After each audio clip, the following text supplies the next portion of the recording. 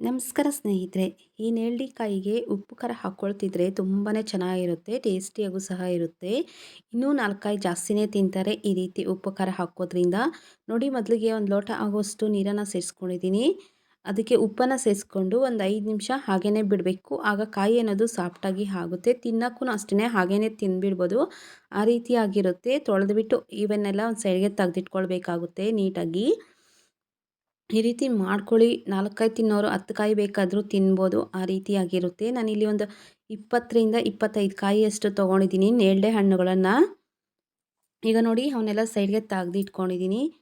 ಈಗ ನೋಡಿ, ಒಂದು ಬಟ್ಲಿಗೆ ಹಾಕ್ಕೊಳ್ತಾ ಇದ್ದೀನಿ. ಆ ರೀತಿಯಾಗಿ ಕಟ್ ಮಾಡ್ಕೊಳ್ಬೇಕಾಗುತ್ತೆ. ನೋಡಿ, ಆ ರೀತಿ 3 ಸೈಡಲ್ಲಿ 3 ಕಡೆನೂ 3 ಕಡೆ ಇಲ್ಲ 4 ಕಡೆ ಆ ರೀತಿಯಾಗಿ ಚಾಕು ತಗೊಂಡು ನೀಟಾಗಿ ಆ ರೀತಿ ಕಟ್ ಮಾಡ್ಕೊಳ್ಬೇಕಾಗುತ್ತೆ. ನಾನಿಲ್ಲಿ ಎಲ್ಲನೂ ಅಷ್ಟೇ ಅದೇ ರೀತಿಯಾಗಿ ಕಟ್ ಮಾಡ್ಕೊಳ್ತಾ ಇದ್ದೀನಿ.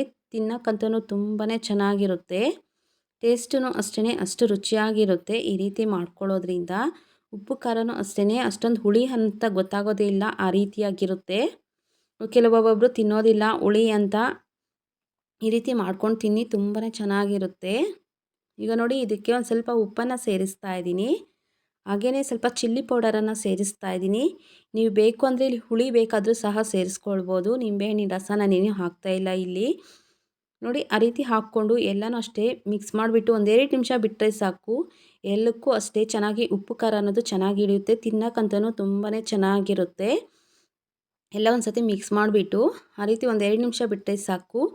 ಚೆನ್ನಾಗಿ ಉಪ್ಪು ಖಾರ ಎಲ್ಲ ಹಿಡಿಯುತ್ತೆ, ಸಾಫ್ಟಾಗಿರುತ್ತೆ, ತುಂಬಾ ಚೆನ್ನಾಗಿರುತ್ತೆ. ಬಾಯಲ್ಲಿ ಇಟ್ಕೊಂಡ್ರೆ ಹಾಗೇ ಕರಗೋಗುತ್ತೆ ನೇರಳೆ ಹಣ್ಣು. ಆ ರೀತಿಯಾಗಿರುತ್ತೆ. ಒಂದು ಸತಿ ಟ್ರೈ ಮಾಡಿ ನೋಡಿ. Thank you for the watching.